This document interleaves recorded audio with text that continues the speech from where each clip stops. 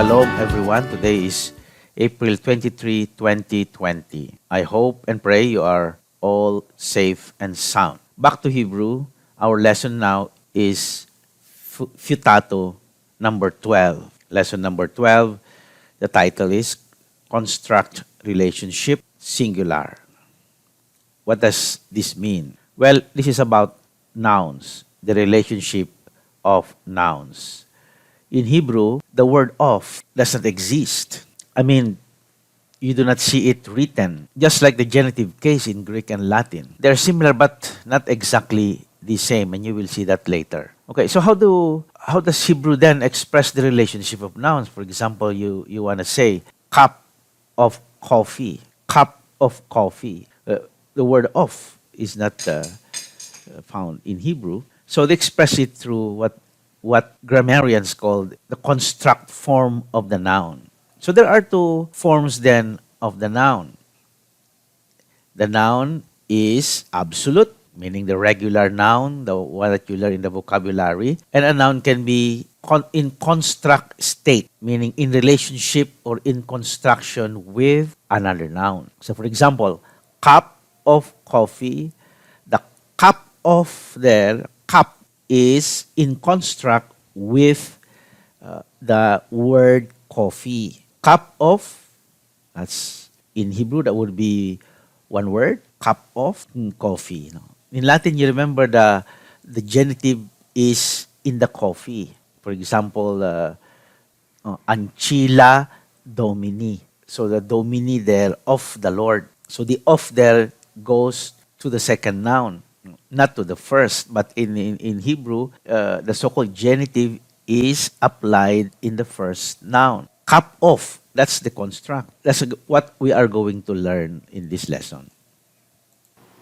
Before we go to the textbook, me go first to the notes that I did some years ago. Now, for example, this plate, this slide. Hebrew nouns occur in one of two states, construct and absolute. The absolute state is the regular form of the noun, the form learned in the vocabulary. And the construct state is the form of the noun when it is in construction with another noun. So I have said that a while ago. Hebrew has no word equivalent to English of. That was said a while ago. Of is expressed in Hebrew by placing a noun in the construct state in front of a noun in the absolute state. Often, but not always, the construct relationship will be recognized by makef, joining the nouns. So, note, often, but not always. Where is the makef? That's the makef. That is the makef. Sometimes it is there, sometimes it is not there. So, when you want to say, a daughter of a king, you will say, Bat Melech. Bat Melech. With a makef. Sometimes without a makef. A voice of a prophet, Kol Navi. Kol Navi. Now, when you want to say the daughter of the king, you will say Bat Hamelech.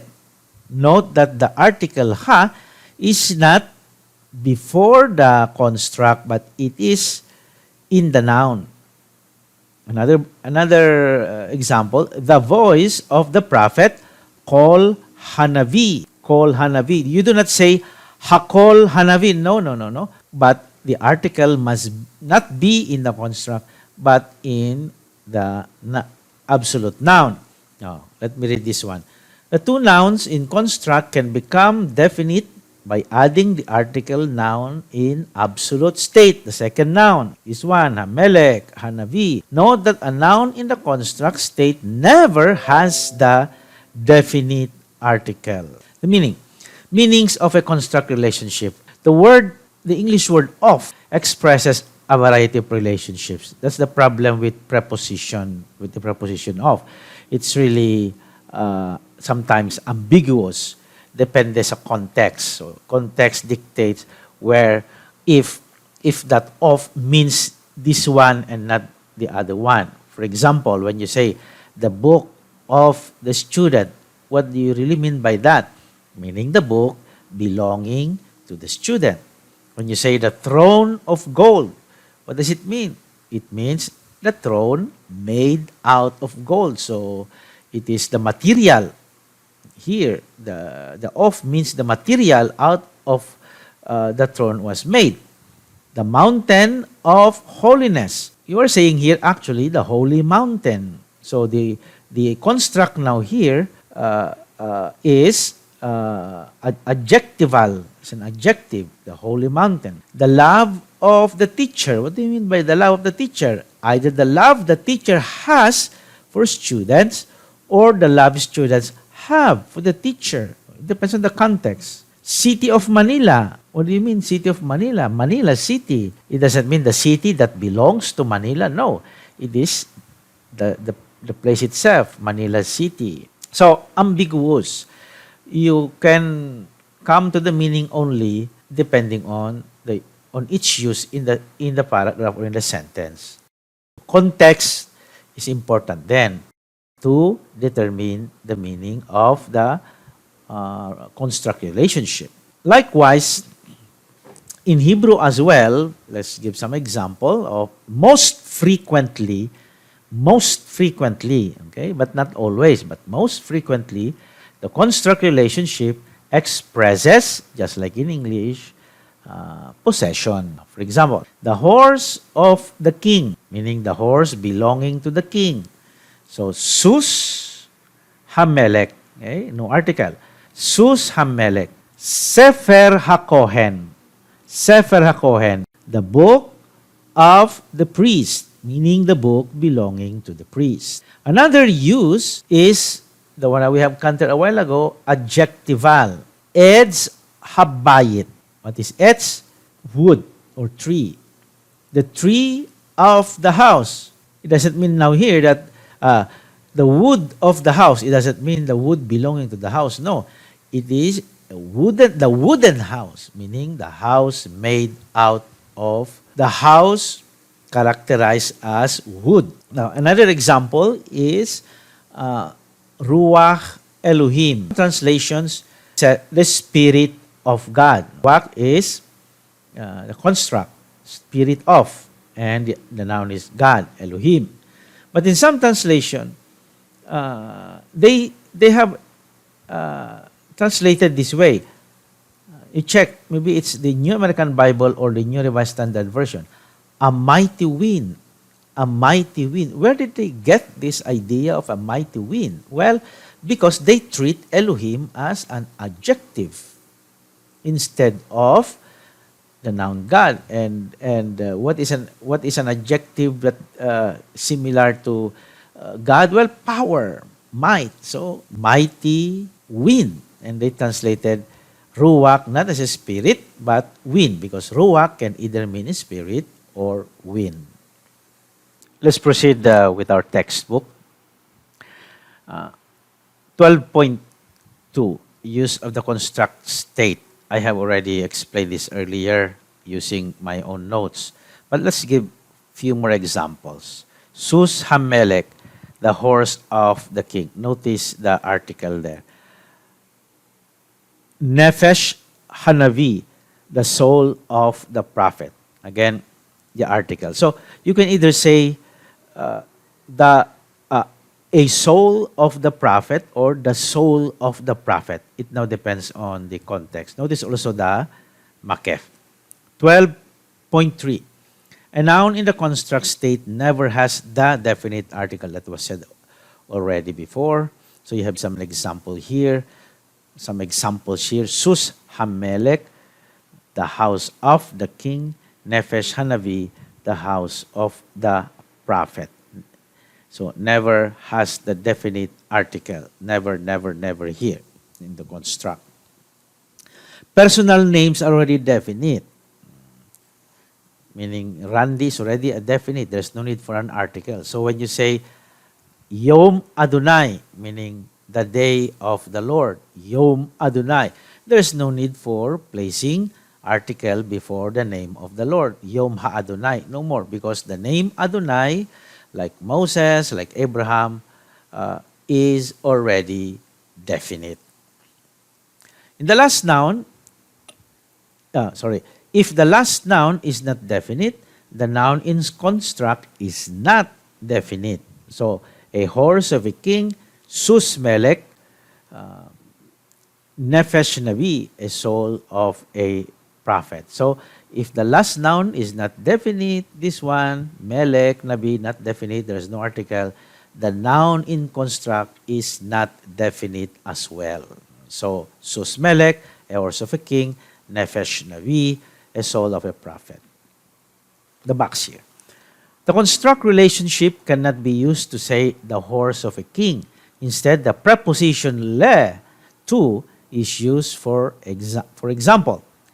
Hasus lemelek, the horse belonging to a king.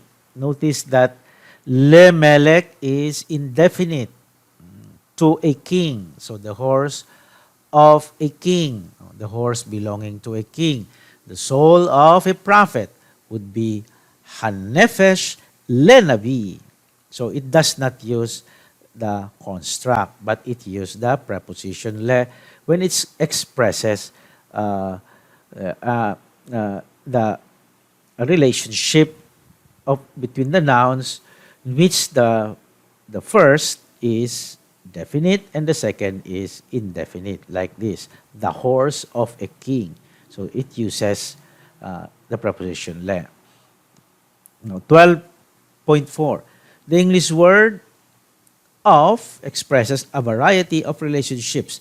We have already explained this using my own example. You can read this one, but let's read the one in bold letters. The construct relationship also expresses a variety of relationships. Yes, but as I said a while ago, common would be possessive and adjectival. You can review the topic of adjectival that I used a while ago. But let's see this example here. Beged hakodesh. Beged is garment. Hakodesh is the holy one, the holy. So the holy, beged is garment and kodesh is holiness. So literally you will say the garment of the holiness, which is kodesh now here is adjectival. So the holy garment. Shem olam. Olam, Shem is name, Olam is eternity. You'll be saying a name of eternity. It doesn't make sense. What it means is an eternal name. An eternal name. So the Olam here becomes adjective. Form of the singular construct state. Masculine singular, 12.5. Sometimes the construct has the same form as the absolute state, meaning the vowels are not changed. So let's use an example here. Sus Hamelek, okay, the horse of the king. Okay. Notice that Sus is the same, using the same vowels. Ir Hamishpacha, the city of the family. Yom Hazebah, Yom Hazebach, the day of the sacrifice. In one syllable nouns with a short vowel, also nothing has been changed in the vowel system.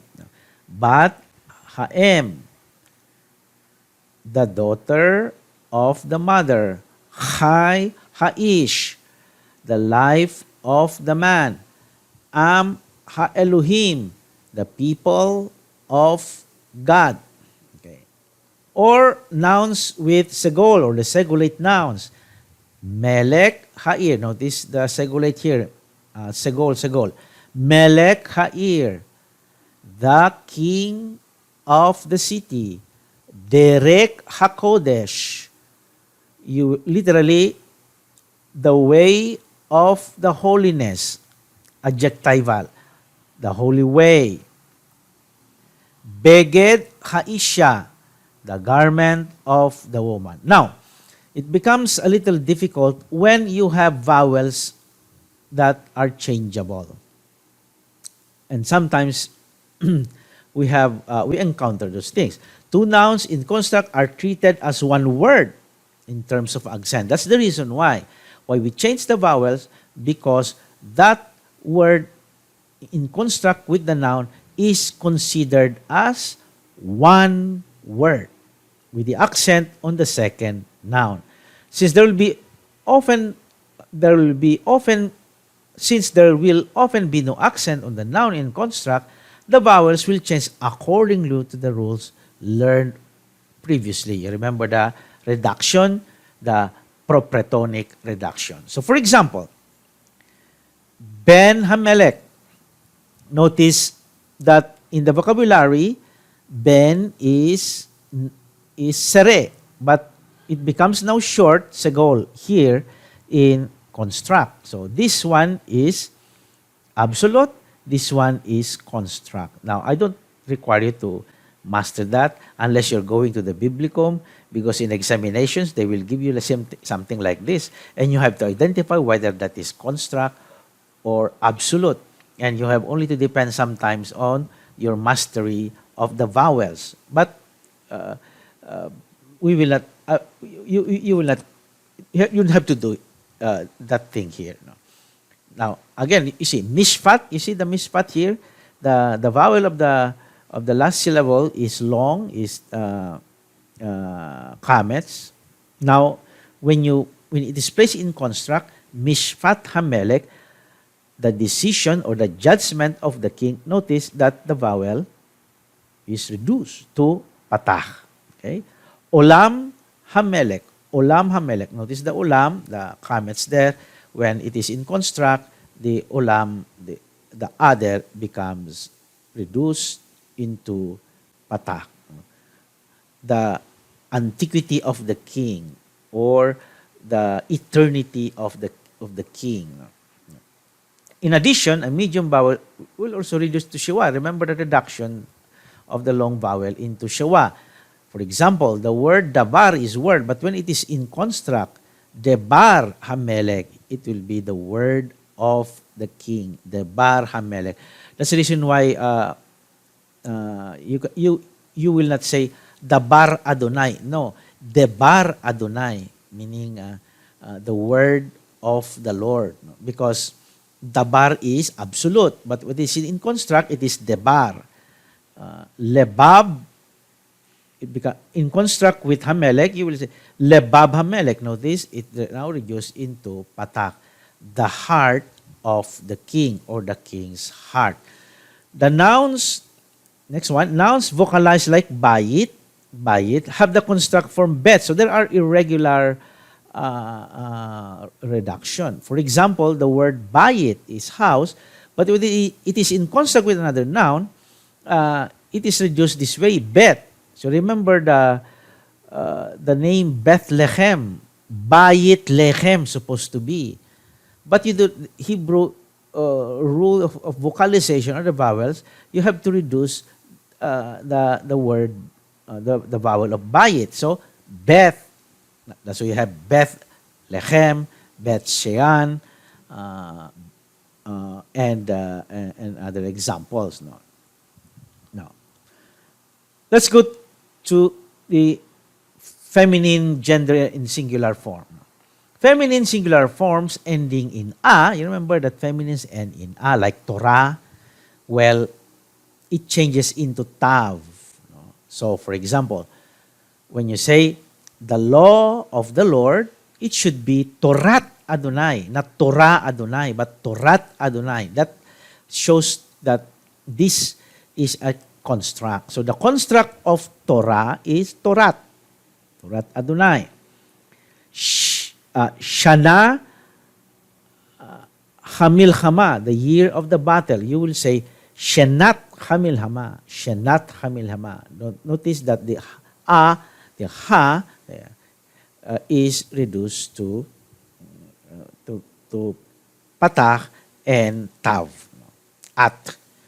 Feminine singular nouns beginning with a prefix with mem and ending with a often form the construct with segulization. For example, what is he saying is, let's go to the example. Battle is milchama. But the construct of milchama is milchemet. Okay? So milchemet hayom, the battle of the day. Mispacha, the construct of mispacha is not mispachat, but mishpachat. No? Notice the patak there reduced. The family of the father. So the change of patak is because of the guttural. Now he's referring you to the rules of the guttural vowels. Okay? So vocabulary. Eved or servant, Eved. So when you say servant of the Lord, which is Moses, for example, or in Isaiah, Ebed Adonai. No change because that is the goal. Redeem, claim is Gaal. And a redeemer is Goel. Be strong or courageous. This is a verb. Chazak. Okay? Be strong. And this is, I think, a good word for all of us right now, to be courageous, to be bold, to be strong in the midst of pandemic. Fall is nafal. To fall is nafal. To serve is, or sometimes to worship, it depends on the context, of work is abad. Now, the noun of abad, slave, servant, is ebed. So they're related. The root is the same. Adon, Lord or Master. Ito yung boss na tinatawag, Adon. Zahab. Okay?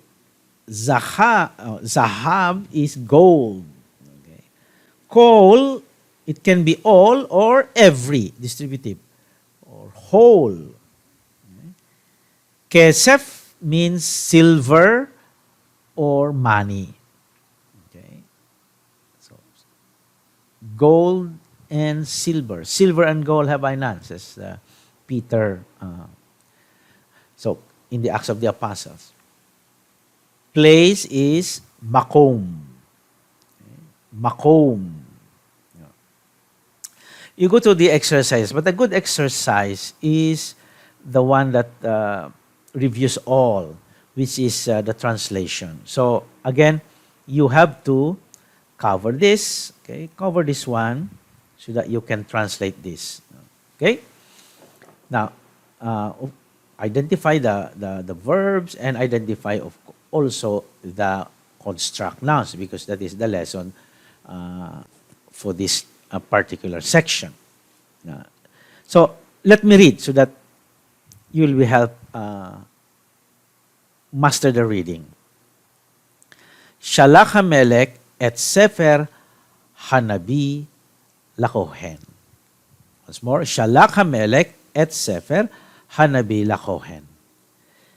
Yiktob, number 2, Yiktob Nevi HaMelech Sefarim Bebet HaMelech.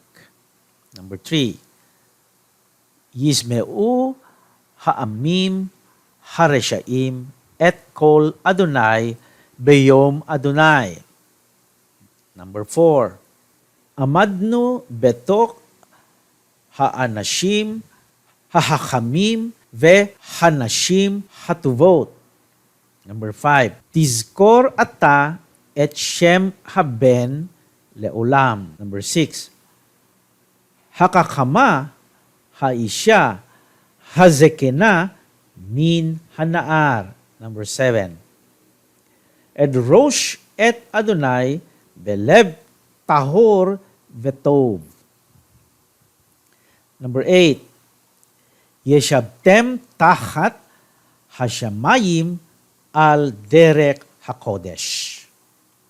Now, reading your Bible. This is now sentences or verses coming from the Hebrew Bible itself, from Genesis 21:17. So for the translation, translate first, and then you check with your Bible. Number 1, Shama Elohim El Kol Hanaar. Number 2, Abar Berit Adonai. Number 3, Lev Melech Beyad Adonai. Number 4, Ketorat Moshe Ish HaElohim. Bless you.